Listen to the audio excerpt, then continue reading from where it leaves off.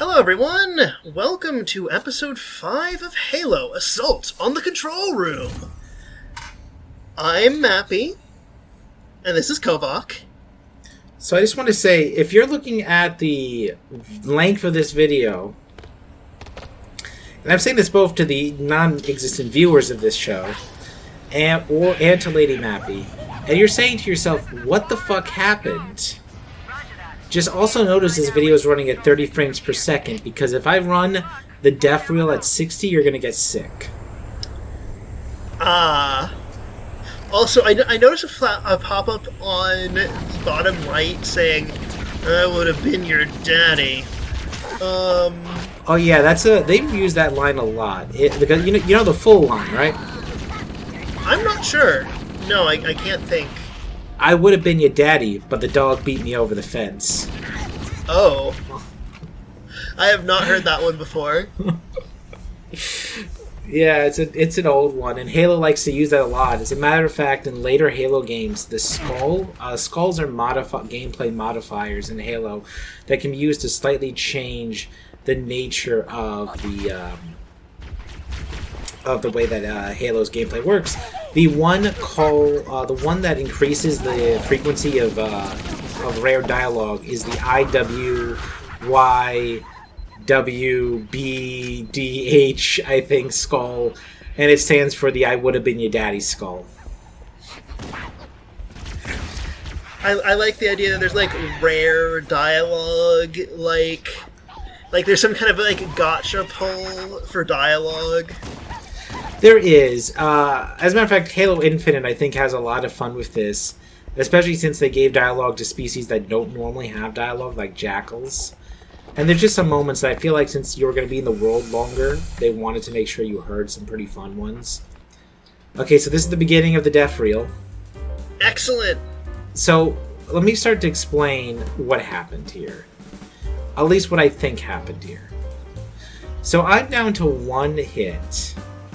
And we're on this big bridge, which is very narrow, and it kind of like controls you. So a lot of times, so if my shield pops and I take any additional damage, I'm gonna die. Now to make matters worse, there's also this Banshee here that is gonna be doing aerial attacks on me unless I kill it. And they checkpointed you at 1 hit point. Yeah, so I probably should just restart the level, to be honest, but I didn't. So what ends up happening here is... Oh man, maybe I was wrong about the 30 FPS being low enough. So what ends up happening here is just... I am funneled into this very narrow kill spot. I have to do very precise things. And no, because I have so little health, I cannot run. I think you're actually going to see a few attempts where I do legitimately just attempt to floor it and get my absolute ass beat. I'm just going to say that by the end of this video, everyone is going to be sick of the sound of bells. Yeah. You don't realize how little that red little sliver. There's also an annoying factor you might be noticing already where there is a level of randomization. So when certain seeds to this encounter, the grunts are in annoying spots to insta-kill. So I'm just going through these different stratagems that I'm trying to slowly devise to get through this section. Like, what order do I attack the enemies? Maybe I can try to lure out the enemy into a more easy spot. By the end of this, I was already just dreading this level because I was convinced this entire level was going to be this hard. Thankfully it was not, except the very end. So, yeah, this level is going to be oof. So is Benny Hill music Royalty 3, or...? I don't think it is. No, sadly. Right. Yeah, unless we were in the UK where their copyright laws are only slightly less bullshit. I think that's Death 14? The kill counter will tell us. The kill counter is omniscient. Yeah. And I think this being on hard mode did not help. Because, I mean, that definitely didn't help. I mean, that's a stupid statement. Of course it didn't help, you fucking moron. I say to myself. Just, I mean, hey, it depends on the game. Emu was pointing out that in Kingdom Hearts 3, like, hard mode is actually pretty easy. Now this is, there was actually a moment here where I did not know that those grunts are waiting to ambush you. So you see I'm starting to try to just run through this. And, I'm trying to do what I did last time, where I just hit that one elite, but apparently where he is on the map is random. So that doesn't work anymore, so now I'm just getting my ass beat by this elite. I threw him to his death. So I say to myself, okay, I can, oh no, never mind. I'm exposed and I get hit by that jackal.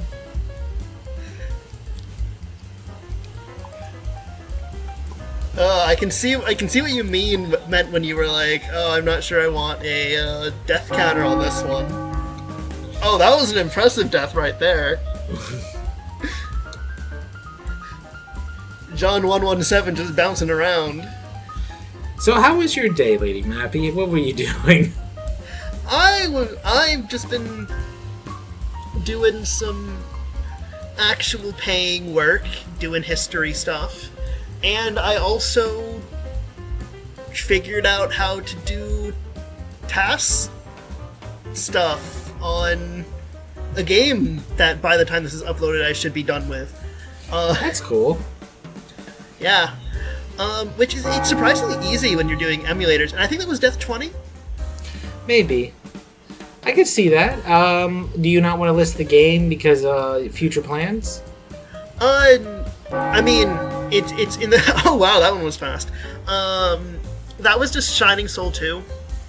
I mean, it will have gone live, and people will have decreed whether or not they wanted me to shove my face full of stat-boosting items that I got by, frame-perfect cloning of items. Nice. Which, to be fair, when I described it to people, I got the sense that I maybe was, like, almost like, oh yeah, I came up with this. That was so close. I know. They won't do a checkpoint if there's an enemy nearby you, so I actually had hit the checkpoint zone. But, yeah. You mentioned that, like, a few videos ago. As one of the things that made this garbage. But, yeah, so, it turns out that if you look up, like, speedrunning strategies for, like, pretty much any game, they will tell you, I think that's 25? Probably. Like, pretty much all of the glitches in the game. Oh, yes, that is, if you want, I mean, actually, I was watching a video about the newly released Five Nights at Freddy's Security Breach, where a speedrunner was just saying, guys, you gotta let speedrunners playtest your game. There are so many glitches. Yeah. Yeah, like, especially since speedrunners, like, I was seeing, like, really fast speedruns of that game, like, within a day or two of it releasing. That's always the part that's really impressive to me. Like, I can understand the, like, Ocarina of Time speedrun community now being able to basically reprogram the game arbitrarily, because they've had, like, 20 years to work on that, but come on. So, well, just so you know, what I'm doing right now is I'm desperately looking for a health pack. That's what I figured. Well, just so you know, the reason why FNAF Security Breach speedruns are pretty fast is that they figured out how that if you jump and enter Freddy at the exact same time, you can use Freddy as a robot in that game. You're basically a mech pilot, and I'm not joking. It actually unloads the entire game, allowing you to go anywhere in the game world for about a few minutes until the game can fix itself. Yeah, I mean, so another thing I noticed in one of the was that if you turn the dialogue like volume all the way down, the game actually skips dialogue. Skips cutscenes, yeah, and that allows you to speedrun it too. Which I wonder if that was intentional. Oh, definitely wasn't. Definitely wasn't. No way it was. Because, like, now that since I'm playing through Shining Soul 2, which, will be in the past by the time this video is uploaded, but that's one of those games where it has a ton of unskippable dialogue that you can't speed up. And man, I wish games wouldn't do that.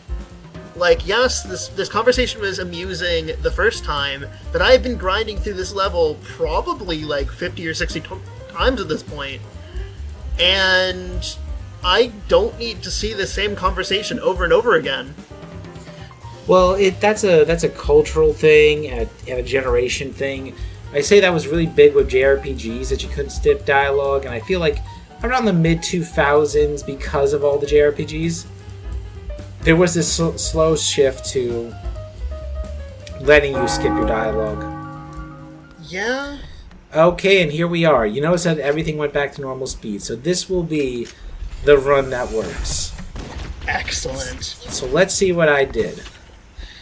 You got good. Stronger than I anticipated. They seem to have the entire region secured. Am I gonna reload my gun? Because I'm very confused why I'm not. Okay, that's why.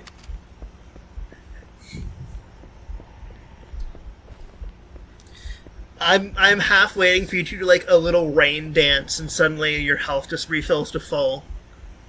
That you put in the Konami code, Yeah. Now, I'm very curious how this was the successful run.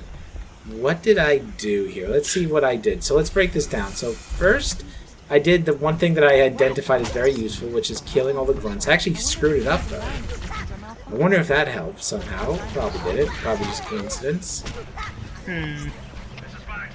Then I left and went back in.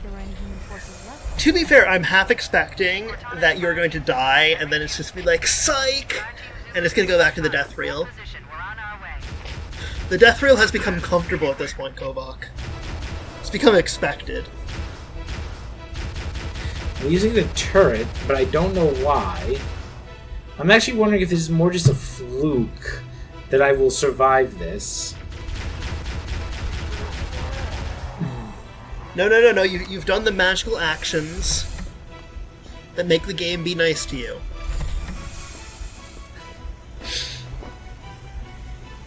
Like, right now, I'm either expecting this to go back to the death rail, or for, like, you just skip to the credits. The funny thing is, you've now introduced doubt into the minds of the audience, so they don't know if they're being fucked with or not. Heck, I don't know if I'm being fucked with or not. That's what makes this magical. So I hit with an overcharged plasma bolt. I don't know if I mentioned, but that drops a shield in a single hit. But it went back up, so I'm good. I would say that the difference between this run and previous runs is that you are being very careful. Well, I wonder if it was all played at normal speed, if that would be as noticeable. True. Because I may have been going careful, but it wasn't really as obvious because I was moving at sonic speed. Rolling around at the speed of sound?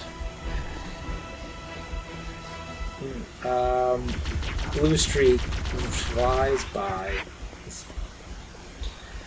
Just the chorus part of Gangsta's Paradise? We've been spending most our lives. No, actually, Amish Paradise, actually. Fair. Have you ever seen the edit someone did of Gangsta's Paradise? Where it's just, like, the choral singing has just been extended for the entire thing? No, but that sounds very weird. It's pretty great. I should link it to you afterwards. Yeah, definitely don't put it in the video or else you're going to get copyright claimed. I will get copyright claimed by multiple people. Huzzah!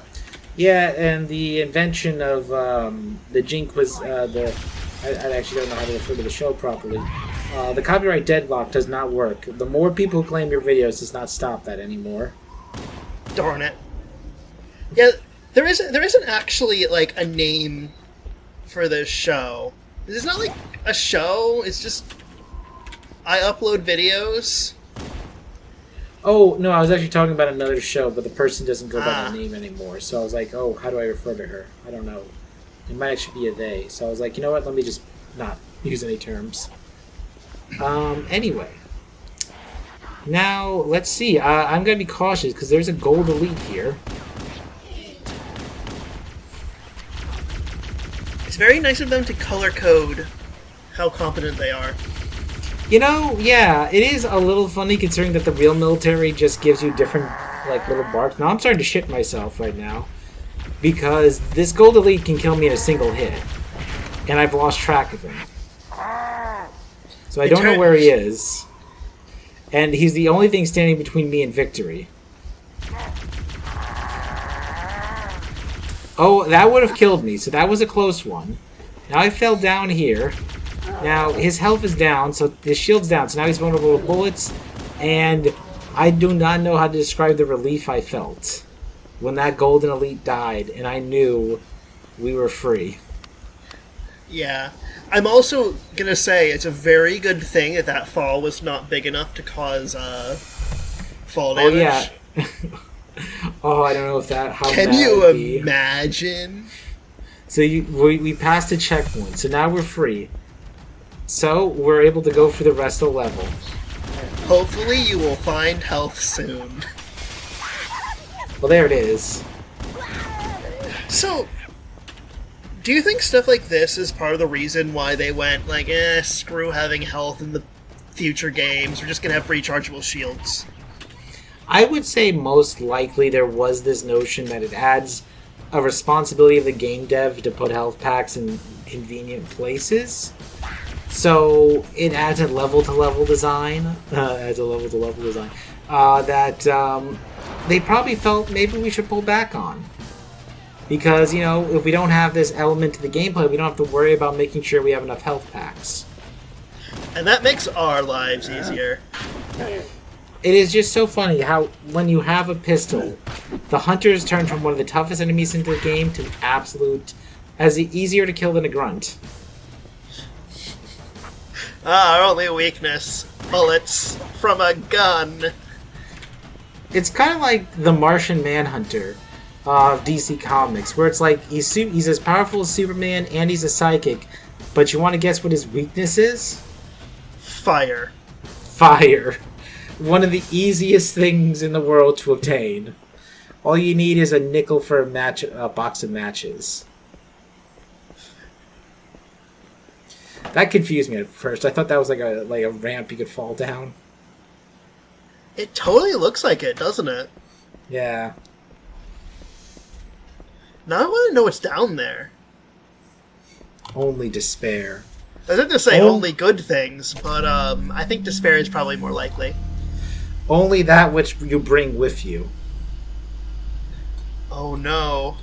Cortana?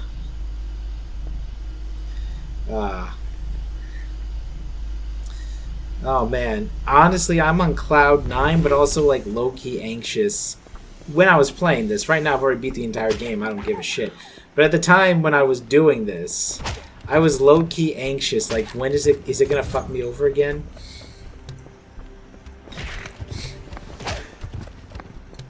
So, are those grunts taking a nap, or... Yeah, they're taking a nap. You are so cruel, John Spartan. Did I bring up the Wooly video where Wooly and his friend were talking how the grunts are like child soldiers? No, you didn't, but I can totally see that argument. They very much don't want to be here. They are forced soldiers. They're not children, though. Like, grunts... Also, grunts are a lot bigger than people realize because the Master Chief is about 8 feet tall. I think he's actually closer to 10 feet tall. The grunts are actually about 5 feet tall. But how much of that is their, like, methane rebreather thing? Oh, good point. I don't know. Oh, here's a funny thing that always used to happen with the Halo models in the first game. They get stretched if they fall into geometry weird. Oof. Also, I don't know if I like the new graphics for the grunts. Like, yeah, it looked okay in Halo Reach. You know what? All I'm going to say is around the 2010s, there was and still is this focus on everything has to be realistic and detailed. But I mean, as much as we were making fun of it, like, oh, bright colors, like, it actually makes sense, especially in a, like, hyper-stratified society, that you would color code things. Oh, were you saying you like the new graphics or don't like them? Oh, no, I don't like them. I also think that the, like, silhouette is kind of weird. Yeah, well, I think in a weird way they were trying to, even though Halo Reach only took place a little while earlier, I always had the feeling that they were trying to make the aliens look a little chunkier to make them look more like a prequel, even though it was a prequel that took place like maybe 20 minutes before the original started. And wait, that doesn't even make sense, because as I can't even remember if that was this video. I think it was actually last video, where we were bringing up that, like, the whole thing about the Covenant's tech is that they don't do, like, upgrades. So I would think it would be, like, high blasphemy to, like, do an aesthetic redesign of your equipment. Well, they don't do upgrades. Well, I don't think the methane packs are Forerunner equipment. I think the only stuff you can't upgrade is stuff from the Forerunners, but the Forerunners don't breathe methane, so they definitely did not get the methane... Oh, that was kind of lit what I just did there. So they definitely did not get the Forerunner, the methane packs from the Forerunners. And welcome to the Ghost, and I shot that way too close to myself. Sorry, that was... I was getting used to you being alive.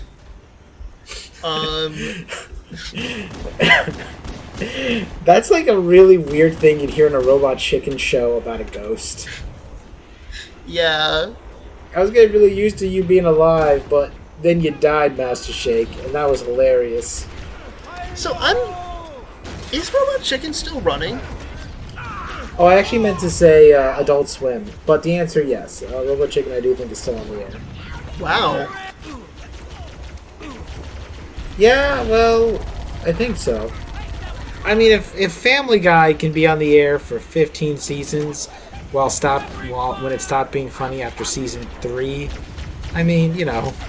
Or, you know, the situation with the Simpsons. The television equivalent of a lich. Yeah. I am actually fully convinced that Matt Groening, like, is the modern equivalent of the portrait of Dorian Gray, except his portrait is The Simpsons. I mean, if that's the case, I mean, no offense to Matt Groening, but I would fire that artist if he's supposed to make you keep looking youthful. I mean, like, have you read The Portrait of Dorian Gray? Isn't it supposed to be that it's the portrait, as long as the portrait looks young, he won't die or something? No, it's the portrait ages instead of him. Like, everything bad. Basically, he goes out and he's, like, mainlining all of the drugs, but all of the bad effects happen to his portrait and not to him. I see. Alright, so I heard a very different version of that story, but I must have been wrong. I thought it was that if the painting is altered, he gets altered. But that, I think I might be thinking of that Twilight Zone episode about the clock, actually. Yeah, I think that actually has been added to, like, more modern reinterpretations of The Portrait of Dorian Gray. Because, like, a big part of it was that basically, like, he suffered no consequences for his actions, but then when someone... I can't remember in the original story if it was when someone looked at the portrait, or if it was when someone destroyed the portrait that all of the effects, like, happened to him. Because the portrait was his soul, you see. I just want to say, by the way, I do find it really cool that the AI can use ghosts. And also that sounds very similar to an episode of The Twilight Zone that I remember watching where this guy thought as long as his clock was tuned, he couldn't die. And it turned out to all be in his head. But, and actually was like one of those rare Twilight Zone episodes where everything ends happily. But, that just seems wrong. Yeah, he like thinks he's gonna die because he kept trying to tune it and they weren't letting him. And then that hour passes and he lives just fine. They're like, oh yeah, people try to measure the hour they're deaf, but you actually can't know it, and that's fine. And it's like, oh okay, that's a surprisingly happy ending. Thank you for the deep philosophical stuff. And oh yeah, you're in the big tank. Hey, thanks for that thanks for that really deep discussion. Now look at these tits. We could put tits on this tank and put some flame decals, it'd be even better. It would be the most American tank. A tank what are you as talking about? designed by Hollywood. I think Americans are now more into ass than titties. But anyway, at least I am. But anyway, this is the only game where Marines can actually get onto the side of your vehicle and sort of like help you that way. In later games, maybe you can do that in Halo 2. I think you can in Halo 2, but I think after Halo 2 they get rid of that. Yeah. I do like when you just kind of like brush aside the ghost.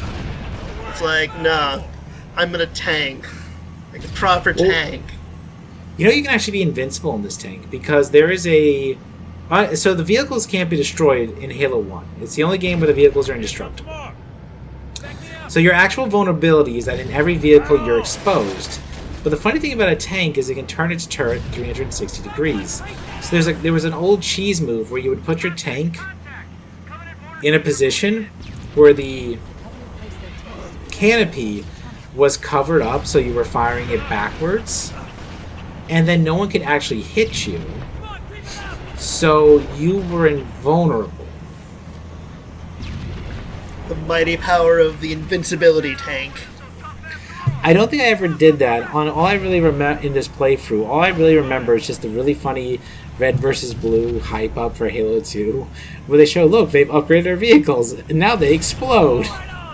And the soldiers like, does military R&D hate us?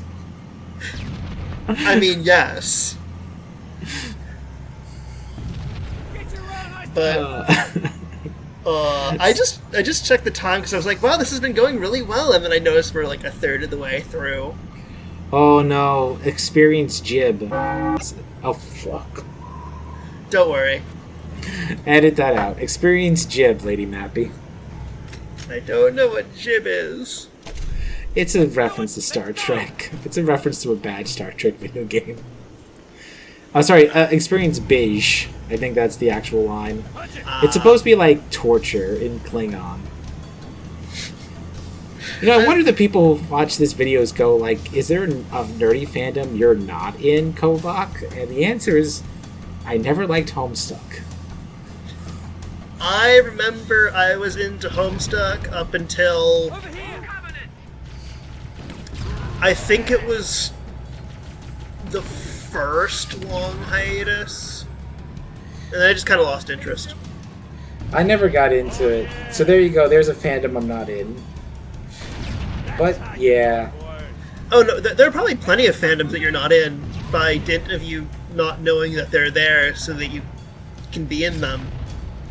Isn't it the weirdest thing when you're online and you suddenly discover there's a part of the internet you didn't know existed? That made sense. What? Something I said? Oh no. Can you hear me? I can hear you. Alright, so...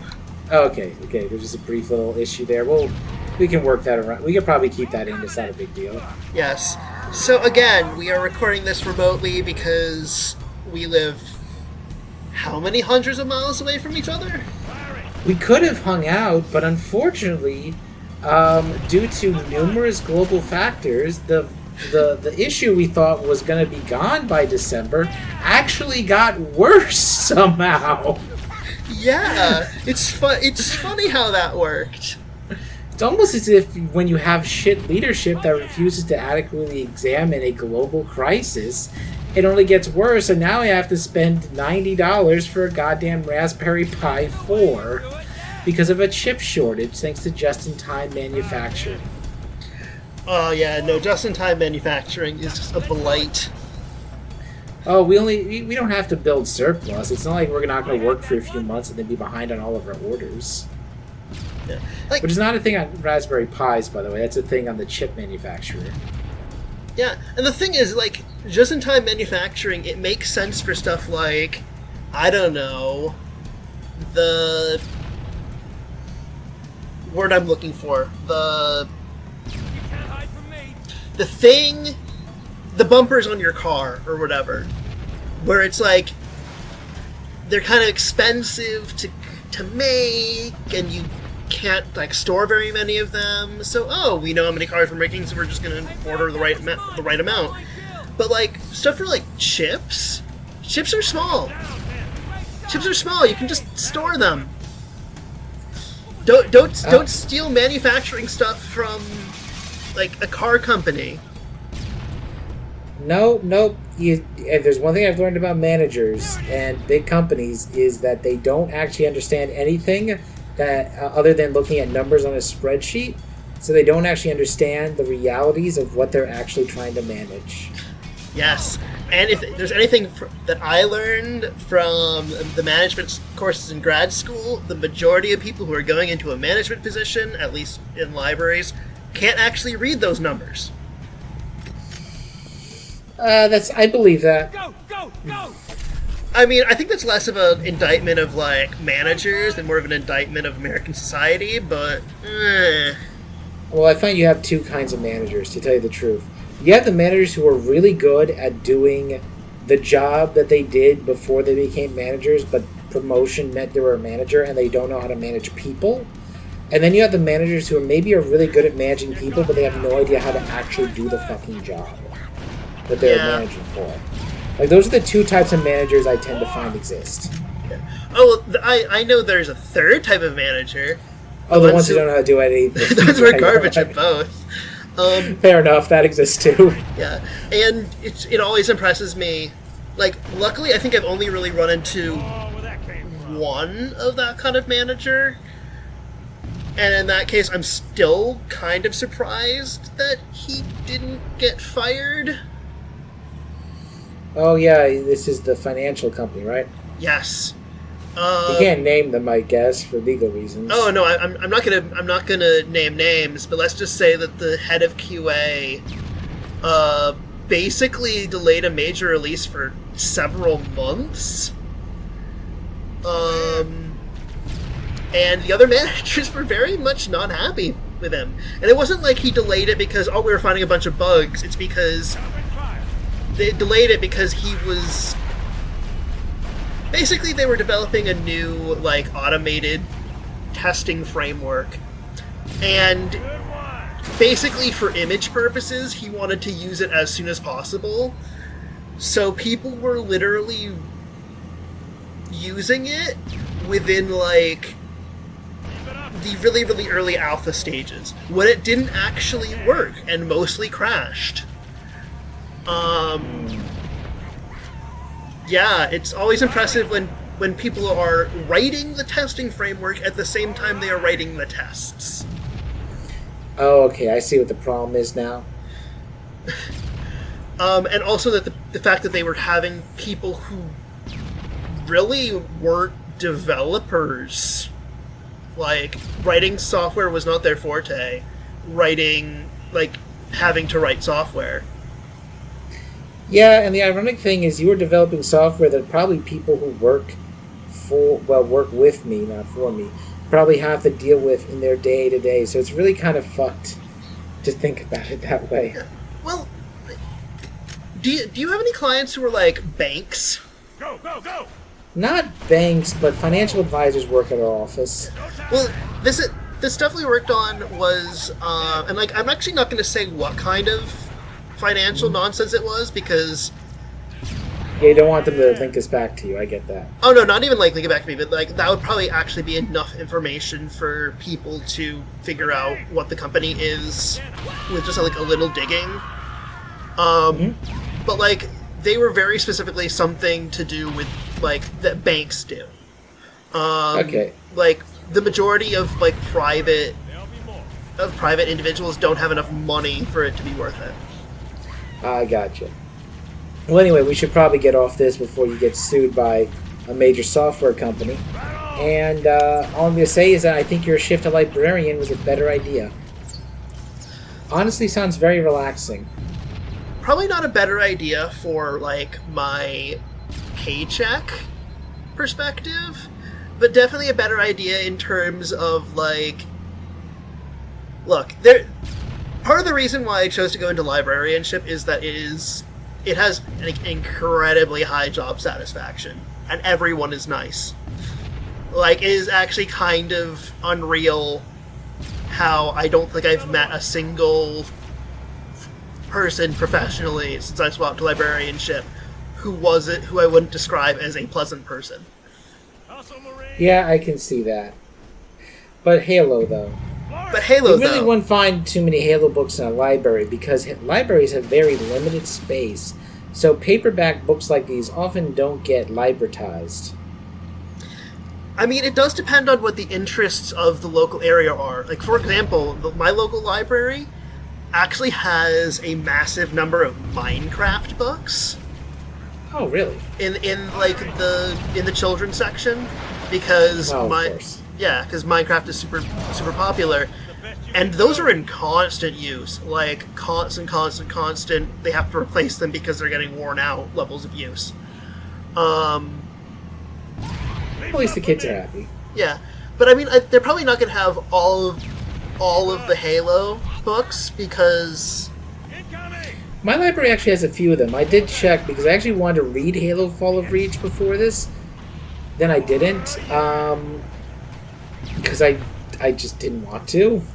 So I did find it though. They do have it. I remember too. It was like it's actually on loan right now. It won't be back for a month. So that was another factor. Well, I mean, Halo Infinite just came out, so there's probably a lot of people picking up the Halo books because of Infinite. Yeah.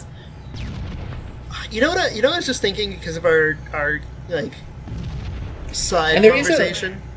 I just do want to throw this out there. There also is a market for Halo books because I actually do remember talking recently to a fan of the Halo games. We were talking about Halo Infinite, and they had mentioned they had actually gotten to the series through the novelizations. So there is definitely a market for these books. I mean, there's always, I guess there always is a market for easy to digest science fiction, I suppose. Yeah, and like military sci-fi is pretty popular. Or I wouldn't say it's like super popular, but it does have like a core of die-hard fans. Let's call them that. Well, I mean, you kind of have both the sci-fi buffs and the anyway. Oh yeah. So the thing that I got to think about because we did, but you wanted to say something before a little side conversation. I don't think John Halo would think about this kind of thing, but I wonder what job John Halo would do if he wasn't military. Oops. What kind of thing? Like you have to I won't, just to break the thing out. You went down for a second. Can you say it again? Yeah. Okay. So, like, I was just kind of thinking, what would happen if, like... And I know this is not going to happen because the UNSC is a fascist government, but I wonder what would happen if, like, John was... Let's do it! Let's go! Like, honorably discharged and had to do stuff in civilian life. I wonder what kind of job he would go for.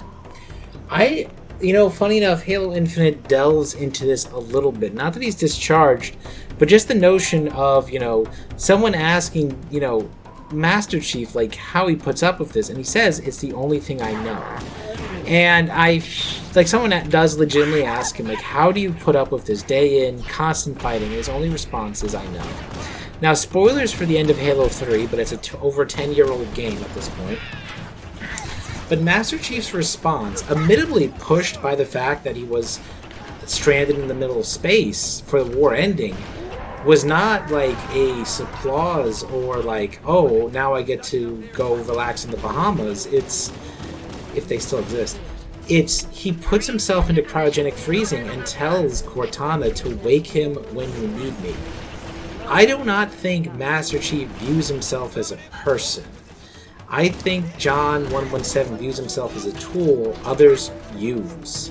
And I don't think he has any greater self-worth than that. He does have loyalties, he does care about people, and he will, in later games like in Halo 5, actually turn on the UNSC a little bit to try to save those he loves. But I feel like that comes from the same place of a sense of duty. I do not think he has the level of emotional maturity necessary to live in civilian life, if you would. And I know that sounds like a weird thing to say, and I'm not trying to insult soldiers, but I mean, I don't think he can live a life where somebody is not directly telling him what he needs to do, and he isn't giving a clear order and directive. I do not think he could live a civilian life. I think he would never leave the military, and not to get too dark, but if he was systemically discharged, I don't think he would live too long after that. Yeah. And, like, I can see, like, because the thing is, like, John Spartan 117 Halo is, like, he's very much not a normal soldier. Like, he is very much a child soldier, and, like, even beyond what an actual, like, I would argue that what's been done to him is arguably worse than... No, I'm not even going to finish that sentence. I don't think I can make a comparison between fictional happy fun time games and actual child soldiers.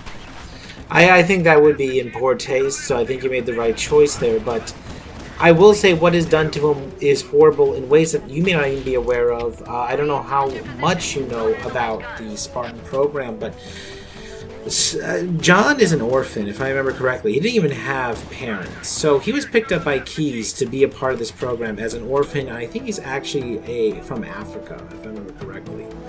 And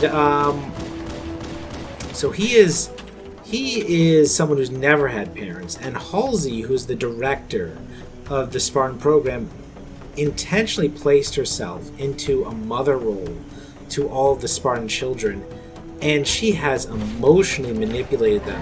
There is a legitimately unsettling and depressing scene in Halo Reach where George, who is another Spartan too, is trying to talk to Halsey, and he clearly views her as his mother, and he just wants her approval. That's part of what he's looking for in this conversation, and she barely gives anything remotely close to it. And yet he clearly still wants it, and it probably leads to the decision for him to sacrifice himself to protect humanity later. Because I really feel like this kind of emotional manipulation plays into their sense of worthlessness and their belief that their only utility is to the military. I don't know how much of this is intentional. The George scene makes me think that there are some writers on the Halo staff who are aware of this. I just don't know how much they are allowed to go in depth with it. Because I do not think I'm reading too much into that George scene. As a matter of fact, I think many people get the same sort of vibe from that scene. And Master Chief is another Spartan too, and there's nothing that occurs in this game that makes me think that Master Chief doesn't have a similar disposition. Hoorah, Marines. Yeah, got a little heavy on you guys out of nowhere there. Yeah. But I mean, we could do a serious deep dive into Master Chief's character. I wouldn't mind doing so because he is an unintentionally interesting character for how basic he is in a sense. And I'm about to die because I did not realize that fall. Okay, no, I was smart enough not to jump. That fall is enough to kill me. But The children's are learning.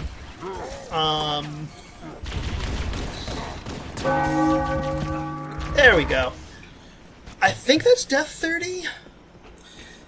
yeah, so the only thing about needler shots is they'll stick in you and they'll explode later and kill you.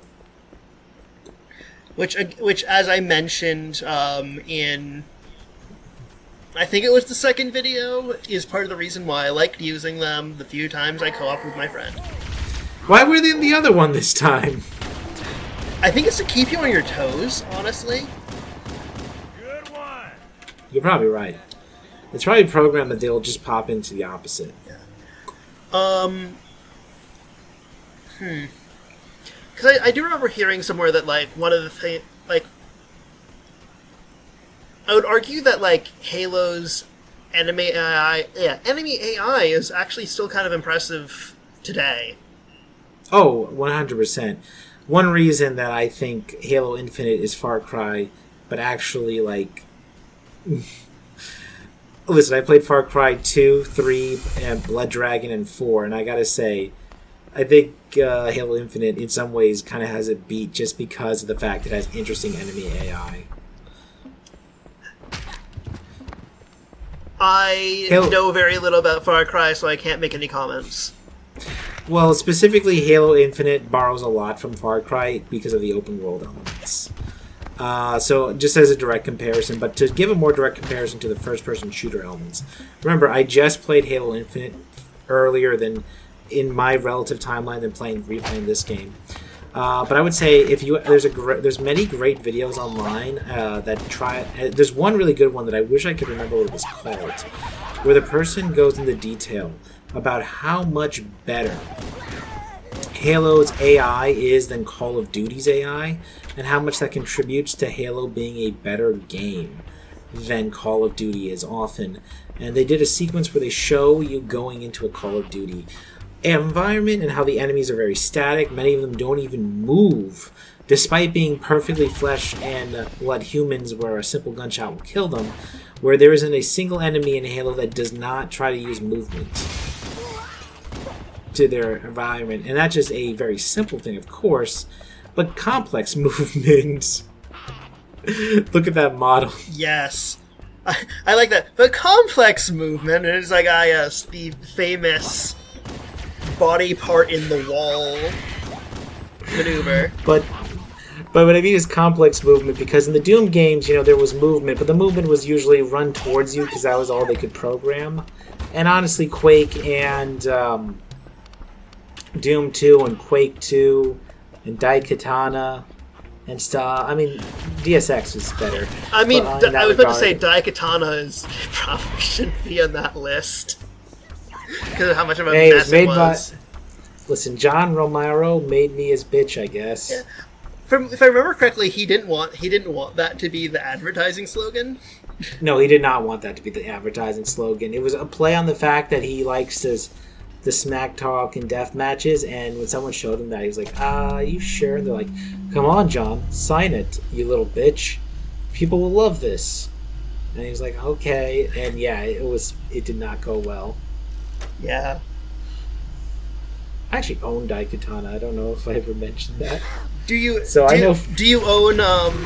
the Daikatana everyone thinks about, or do you own Daikatana for the Game Boy? I actually own the original Daikatana because I bought it a little while after it came out because I thought it was going to be good, like a lot of people did. Yeah, like I wouldn't blame you for thinking it was going to be good. But from everything I've heard, the Game Boy version of Daikatana is actually... Well, it doesn't actually have much like gameplay similarity to quote-unquote real Daikatana. It's actually a better game. Yeah, well, it's basically a Legend of Zelda clone. So, pretty much, yeah. On a Game Boy, so it comes out decent. Yeah, it's nothing special, but it's still like, wow, the dumb little handheld version is the better one. This doesn't happen very often. We brought up the fact that I never played Metal Gear for the Game Boy. So very recently, I have built, like yesterday, I mentioned the difficulty getting a Raspberry Pi 4. So it's a little project. I like to work on electronics.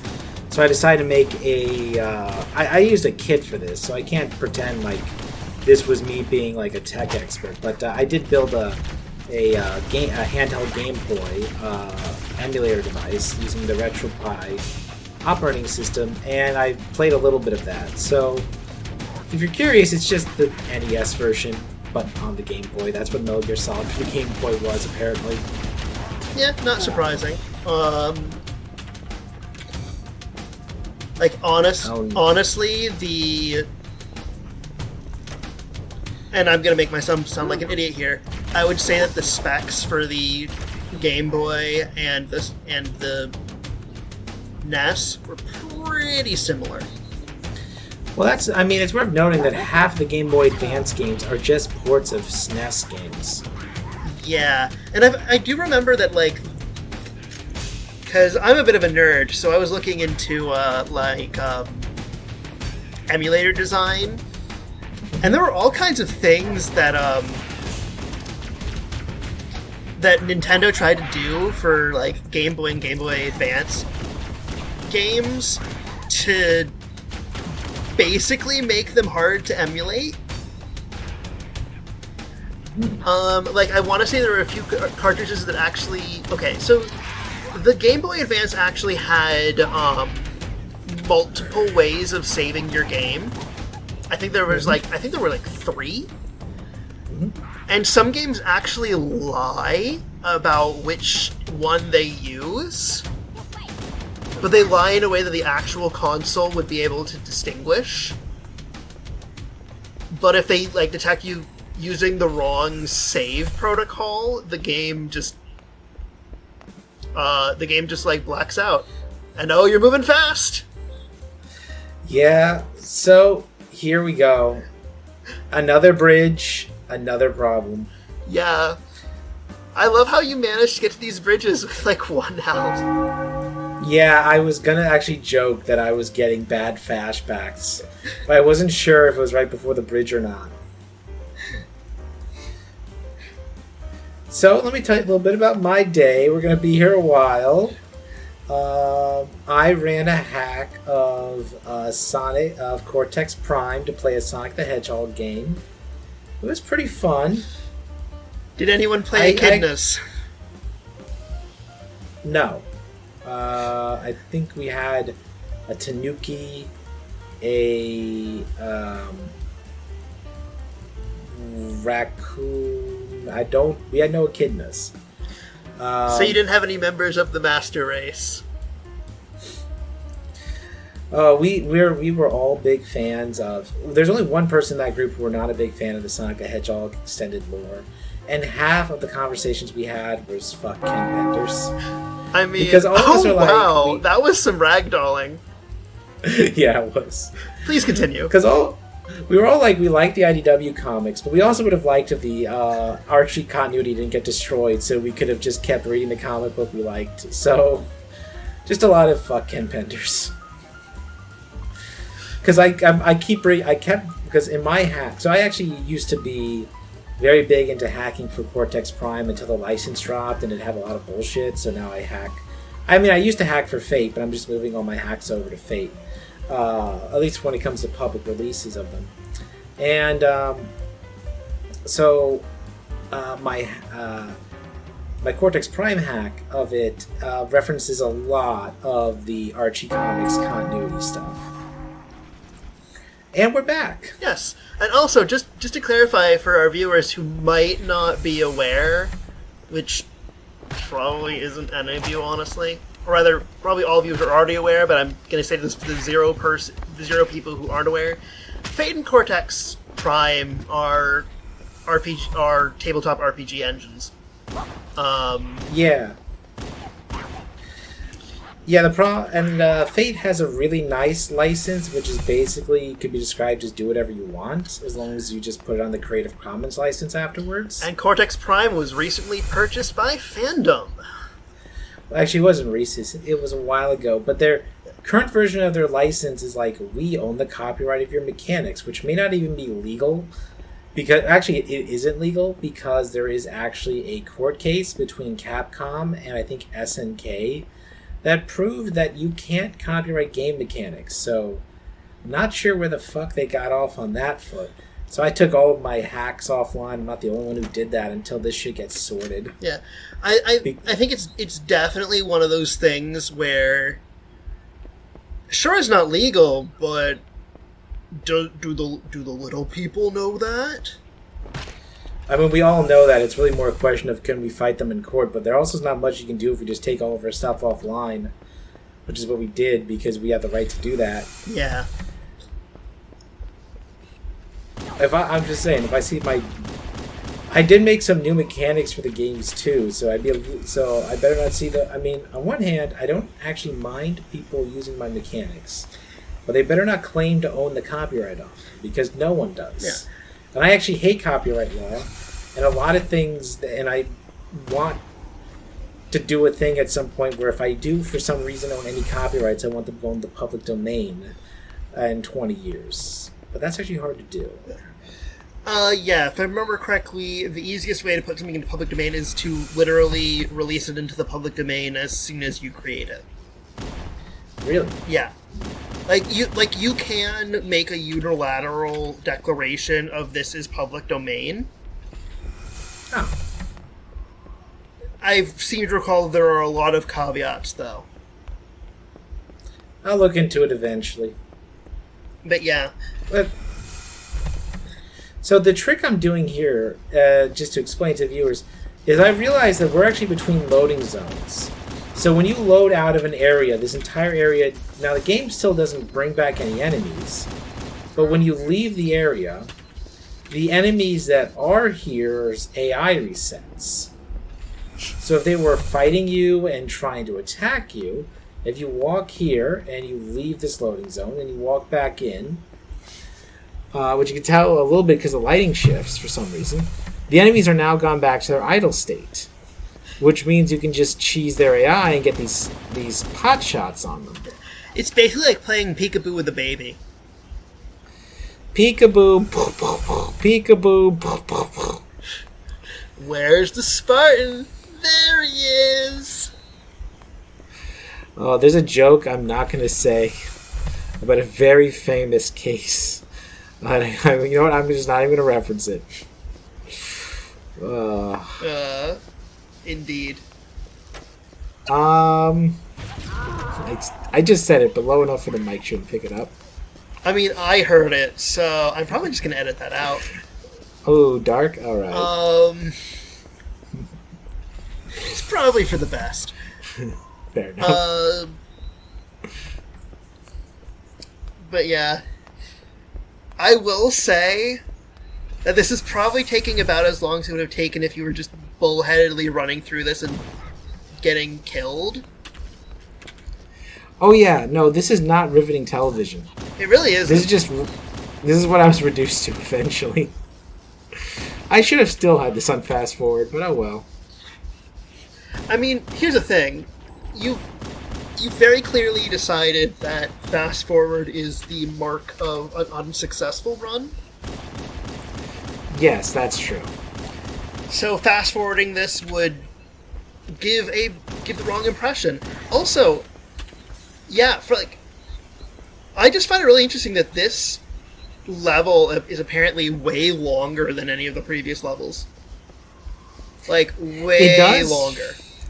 I honestly, I think even the deaths don't add as much time as you would think.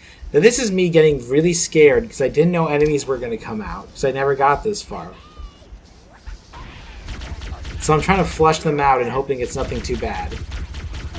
Now that I know it's something bad... Because remember, I've just spent hours inching my way across this bridge. And you said the time wasn't reduced by all the editing. Well, you know what I mean. Yeah. It's at double speed, so if that video was running for 10 minutes, it was 20 minutes of gameplay. Yeah. So we're past that. It's really the bridges, though. I mean, look at this. When it's not the bridge, I'm kicking ass. Yeah. And I think it's because, like, this environment gives you cover, I say, and then you get shot while you're out of cover.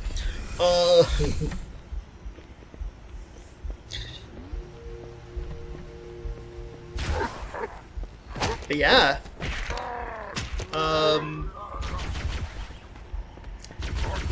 I wanted to make some snide comment about how that one is death. I think like 35. I'm not actually sure. I might be overcounting. I might be undercounting. I just like how I fired that rocket 2 feet in front of my face. No, bad. Mm. Oh man. Almost said my name there. I had to stop myself. But bad. Don't blow up the rocket 2 feet in front of your face. Rockets are not melee weapons, Covok. Also, if you could censor the part where I almost said my name. Oh no, I will. But yes. So we still got a good 30 minutes left, so we're only 2/3 into the video, folks. So, if you haven't taken a piss yet, go take a piss, maybe get some popcorn, crank one out if you want to, it's fine. I should probably just throw in like an intermission. I'm not going to. I'm trying to think, because I'm probably not going to do any further editing on this, other than audio editing. And the death counter, which is going to be a real pain in the ass. Oh no, the death counter is actually surprisingly simple. I just need to, clone the subtitle file a few, not the subtitle, like the title card, and just update the number. Huh, okay. And by the way, I very specifically chose 2 digits for the death counter for a reason. I plan ahead. But yeah. Apparently this bridge isn't so bad because I'm not fast forwarding. Wait, why are some of them already dead? Wait, what the fuck? Is there infighting in Halo? Not this early into the game. Huh. I'm confused. Why are some of them dead? Because infighting does exist, but it only happens when the Flood is there, and it only happens during the Covenant's Great Schism, when the elites the elites or the Jahade change guards with the Sangheili in Halo 2. Aren't the first ones the brutes? Yes, sorry, the brutes change guard. I said brutes. I think you. But yes, I think you said elite, but I might have said brutes. Yeah. Can you get more on the nose, by the way, that the brutes are the ones at the gates? Isn't that like literally the old Roman phrase or something? I don't think it is, but oh, it's barbarian. It's barbarians at the gate. yeah, but also, I love how this is the non-fast forwarded bridge. I must have felt I didn't die enough to warrant it. So I think we've established that either you or John Spartan are allergic to bridges. Well, here's the thing, though. When I have a full thing of normal health, how easily did I get past that just now? You just kind of walked. So when I'm not screwed on my health, I can just walk through that bridge like it's no big deal.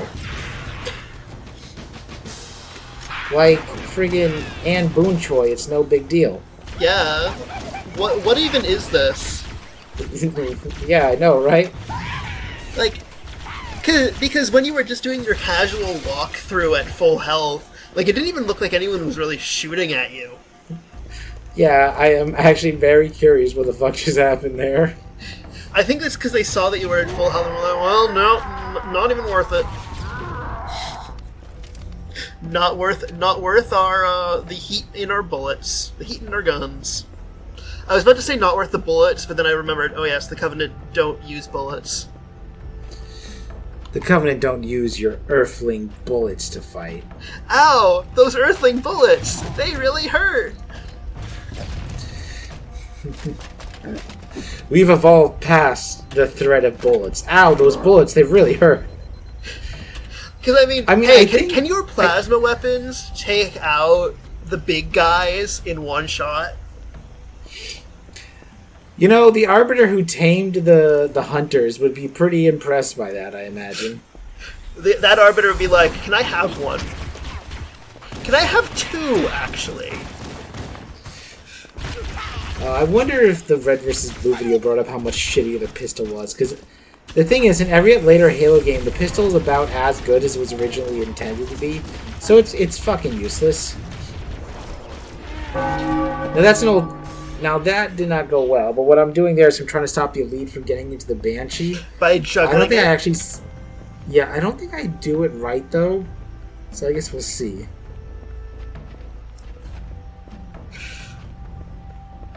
But yeah, I kind of love how easy it is to juggle vehicles. Like I said, John Halo, the Spartan 2s are redonkulous. They're supposed to be stronger than a tank. They're supposed to be as fast as like a Sonic the Hedgehog. Well, not that fast. But like in lore, the Spartans are supposed to be really fast and really strong and have humongous cocks. And the point is, like, they're supposed to be like the friggin' like well, not the Ubermensch, because the Ubermensch is like a philosophical concept, but you get the idea. Yeah, they're supposed to be like the super soldiers to end all super soldiers. Actually, the Spartans are probably the farthest thing from the Ubermensch. They're probably the Untermensch, because yeah, that they can would only actually probably make sense. Because in the actual non-racist version of that, well, probably somewhat racist, but not the Nazi version of it. Isn't it like if you're it's like a person who can't like believe in anything but what someone tells them to believe? Yeah, pretty much. And oh, there it goes. Bye bye, Banshee. Bye bye. Oh, it came back. That was a second Banshee. There was a second shooter actually, just like in the grassy knoll, a second Banshee. I just kind of like this. Cause the reason why I was like, it's so funny to me that like how easy they are to shove is because it feels like they don't have mass. Like both in how you drive the vehicles and in how you flip them. So it just kind of feels like it's like watching something ragdoll. You know, you're right in that it really shouldn't move that much from a rocket shot. Analyzing. Yeah. Also, To the control room. I think I teleported? Wait, where am I? you are Okay, yeah, no, I'm in the right spot. yeah, because I do think I do that at one point in the game. are we up to Right, dude. 40 deaths? I'm gonna. Listen, you might need a third digit. I am going to feel very silly if I'm like sitting down to like put in the death counter and we're only up to like 18 deaths or something. Oh, you know, the person who sees the real version of this is going to be like, is going to be laughing because there's no way we've counted it right. Yeah, And if we did count it right, they're going to laugh because we think we didn't. it's going to be wonderfully meta. And they're telling us if I had a super weapon yet again. This must be the control room.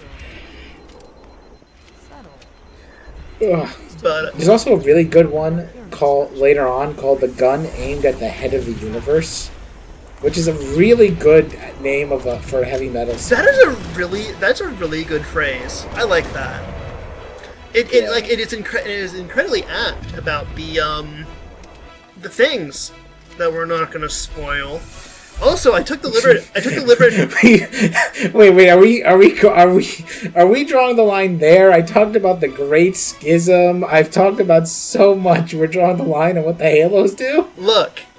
I've chosen or not chosen to selectively bleep out some things that we've been talking about. Oh, I don't know yet. You have chosen or been chosen to come here to City 17. Halo actually takes place in the Half-Life universe. Very few people know that. Yeah. Now they don't know if I'm telling the truth or not anymore. I mean, to be fair, it would be a very strange thing since humanity is supposed to not really know about aliens before the Covenant show up. true. What was I thinking? I was actually thinking that, so I wonder how much of the idea behind, like, the Spartan 2s, like, basically I wonder if someone at Bungie headquarters was a Warhammer fan. Oh, like how much is based on the Space Marines? I don't know how much directly, but there's no way some cultural osmosis didn't happen there. But I'm wondering how much of that is, like, because Space Marines definitely came first. But I'm wondering how much of that is for like shizzle. actually consciously ripped off, or if they're going off the same like inspirational sources. I mean, I don't think John Spartan can gain people's knowledge by eating their brains, but Can Space Marines do that? yes, that comes standard. Also, their spit can like eat through sheet metal. Because basically, there are two versions of Space Marines. There are the lore Space Marines, where they're like single-handedly can change the course of entire wars, and there's the game Space Marines, where they're just slightly better infantry. I mean, isn't that literally the same thing with the Spartans, though? Because seriously, the Spartans in lore are like superheroes, and then the Spartans in the game are, well, they're superheroes, but they certainly don't feel like it because it's also your default. Yeah, I think it's a very similar thing there.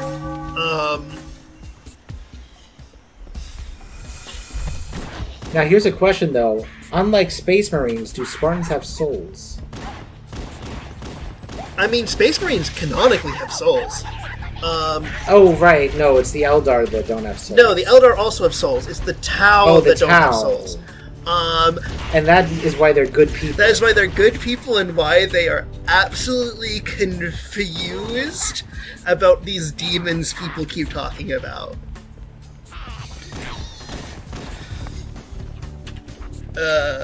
Just chalk another fandom that we're apparently in, just for the people putting pins on their conspiracy board at home. I am, like, Warhammer adjacent. I am more of a fan of original Warhammer Fantasy, which only kind of exists now.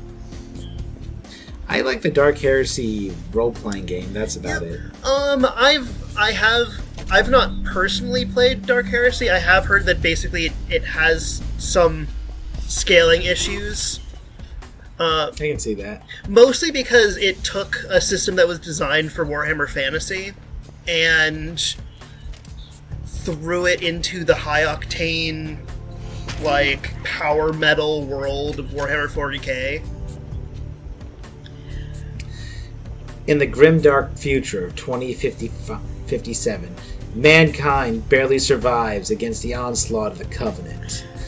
But are you a bad enough dude to don the Mjolnir armor, undergo grueling psychological and physical torture to become the best that mankind has to offer?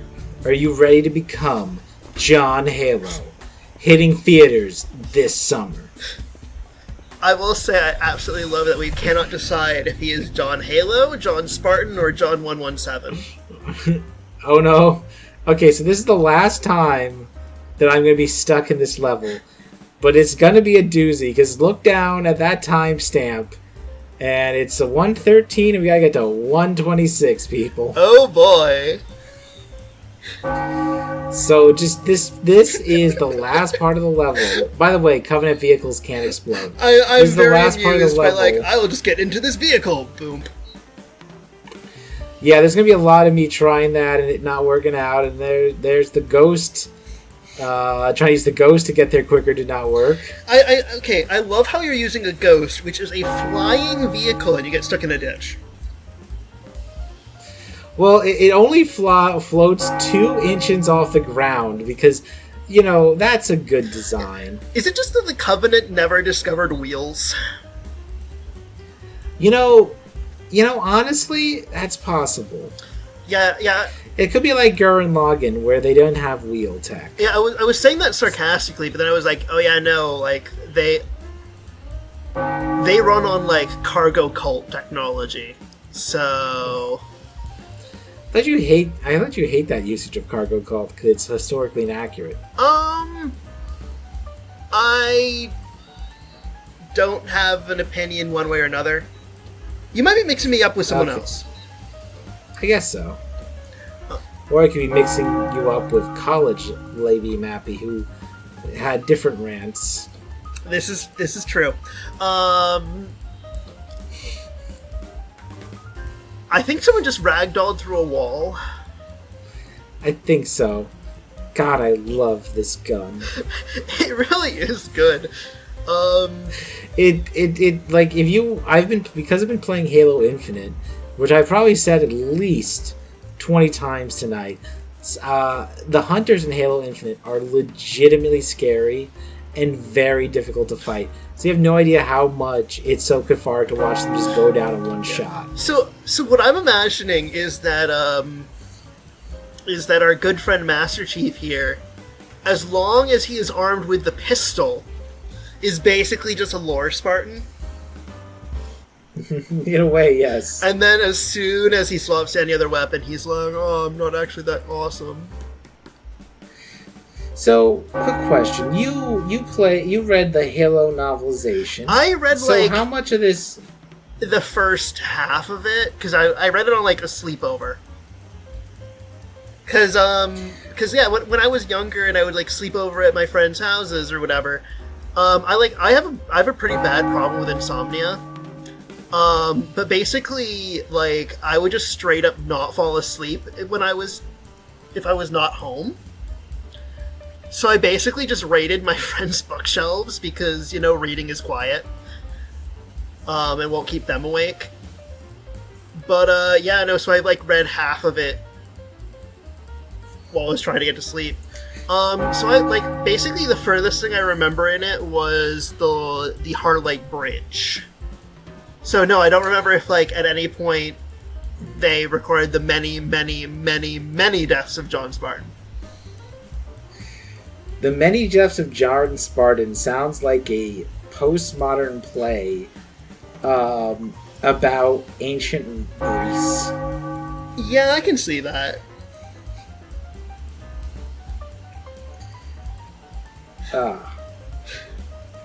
I like how you basically get to see me slowly optimize my route. It's like you're learning how to speedrun this level. The trick is you doubles time the video so that your failures don't take as long. And then you just hope speedrun.org does not vet their stuff at all. Which, of course, they do. Yeah. I mean, how fast is the actual speedrun for Halo 1? It's probably pretty short at this point. Well, let me go check. So, actual Halo... Hey, everyone, I have a mechanical keyboard. You're about to find out about that. Wow, there's actually HaloRuns.com, which is specifically about it. So the full game Halo CE Legendary Speedrun is 1 hour and 5 minutes. Oh wow, that entire speedrun is shorter than this video. Yeah. And that's on Legendary. That's very hard mode. That's like Fear Me, for I am the Alpha Chad. That eats the beta chads for lunch. So the person who did that probably could play this game in their sleep. They probably have played their game in their sleep. As a matter of fact, they have become one with the game. Yeah. They have mated with the game and produced Halo 2 and Halo 3 from their compilations. And that is how new video games are made. That's why there's a hole in the disc. Amazing.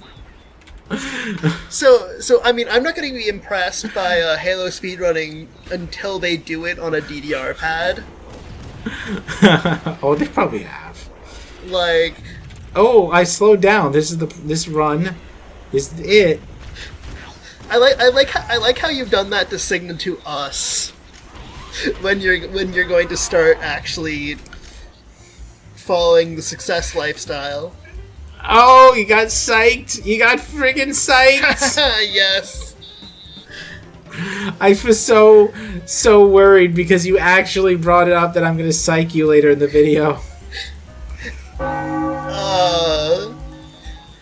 No, it was actually because there's a checkpoint there, so I stopped because it was technically half of a complete run.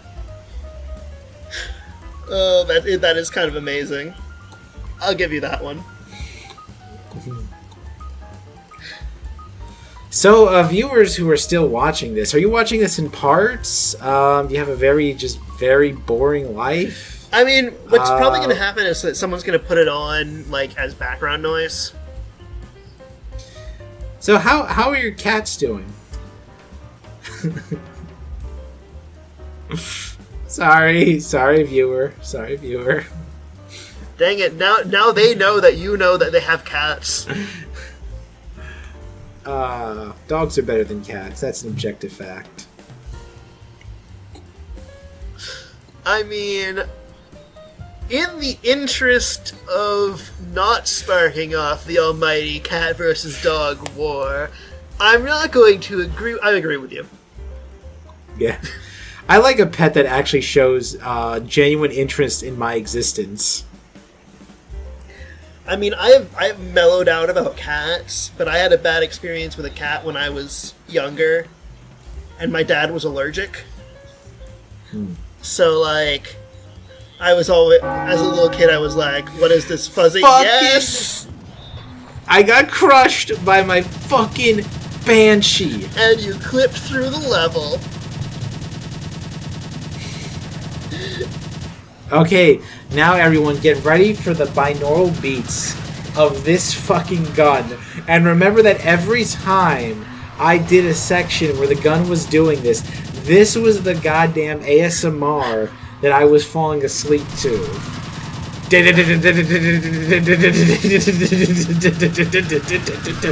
This is probably what John Spartan has the Mjolnir armor play to him when he's going to sleep. Yeah, it's the quality that I expect from GBs. I like her, by the way. It's a joke about how bad this is, not a commentary on her ability. But yeah, I can imagine. You don't like it. You don't like ASMR, right? I do not like the sound of people whispering into my ear when I'm trying to fall asleep. Yeah, but you know what? John Spartan probably loves the sound of a gun shot going off next to his ear like it's Baby Driver. Oh no, he totally loves it. Spoilers for Baby Driver, I suppose. Yeah. Really good movie. Too bad Kevin Spacey. Exactly. I tried to rewatch it with my mother because it's like it's a really good movie, and then Kevin Spacey appeared on the screen. And I'm like, no. Yeah. There's a pretty funny video, by the way, where it's like how movies don't age well, and like it's like Facts Times at Sex High or something, and the guy at one point goes, "I forgot the principal was Kevin Spacey. Wow, I can't believe the principal came to our high school sex party." Oh.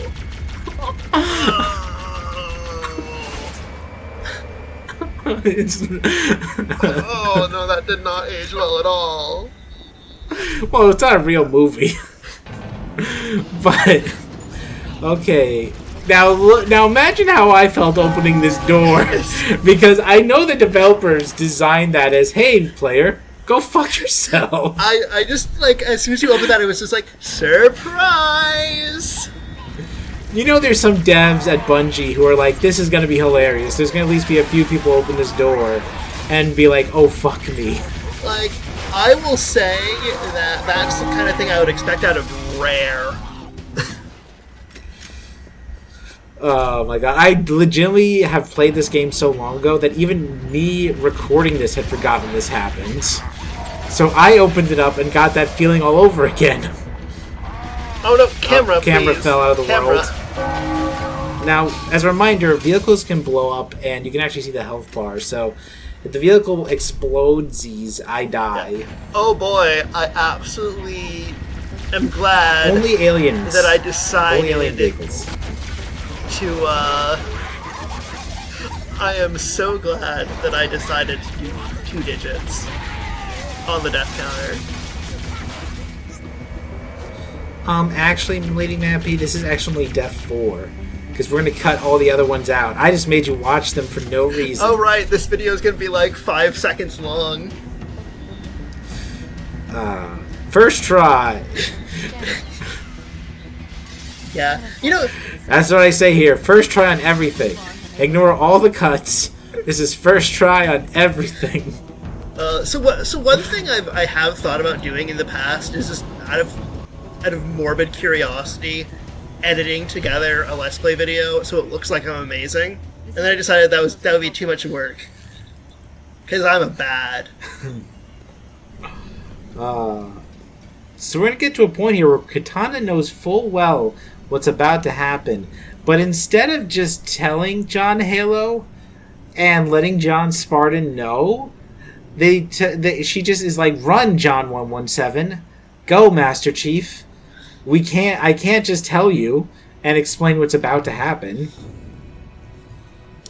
Because that would spoil the surprise! That criminal tried that.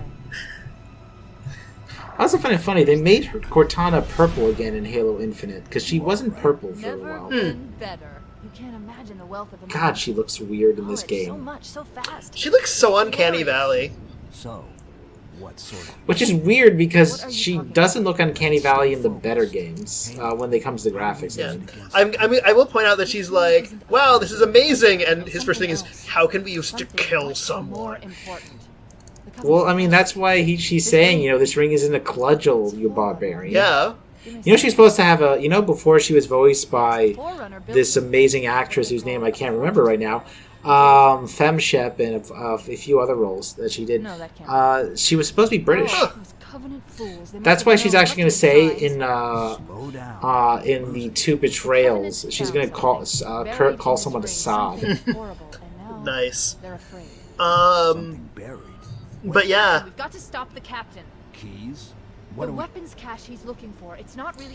Yeah, We can't like, let him get inside. Cortana, use your grown-up words. There's no Use time. your- Get Cortana, down there, find just him, say stop what's him in there. Before it's too Yeah, late. there's no time to explain. Cortana, I could have explained it. If I didn't want to spoil it, I could literally just say, there's a parasitic alien life form in there. Boom, done. We have English exists. Cortana, you are literally in Master Chief's armor. You can explain while he's What? running. Well, it is actually worth noting that she will not be in our armor for the next a few levels. Fair. Anyway, I hope some of you stuck through this video with us. How was washing your dishes today? Did it go well? Yeah. Anyway, I'm Mappy. That's Covok. And this, Oh no, I lost all the audio. again, Nah, I got you. this is the third time we're recording this. Covok. I got Third it's time. Not. It's not actually. I'm just fucking with them. All right. Take care. See you next time.